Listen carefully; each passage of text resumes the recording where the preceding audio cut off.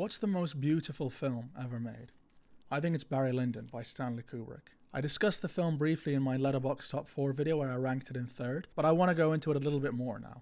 It's the story of a young man who's in love with his cousin, and she's in love with him. They live in Ireland, and it's all going happy for them until a rich Englishman from the army shows up and wins her over, and he just loses it. He challenges the man to a duel, looks like he kills him, has to flee the authorities and run off, and he can't come back anymore. He heads off, he's left his family and he's gone. And while he's on the run, he gets stopped by a couple of robbers on the way, and they take the last of his money and the last of his belongings, and he heads off. The first half of the film is a comedy in a way. I know it sounds tragic, but the real tragedy is left for the second half. The first half is really played like a comedy, and a wonderful one at that. And during the protagonist's journey, he's thinking to himself that I'm never going to let this happen to me again. Next time, I'm going to be the man stealing the girl. And that kind of thinking is what drives him to become a real social climber. He wants to climb to the top of the ladder, but how long can he stay up there? How high can he climb before he falls? And that's what the second half of the film is going to be about. It's wonderful. I don't want to spoil all of it for you. What makes it the most beautiful film? I've probably shown you some stills behind me during this video.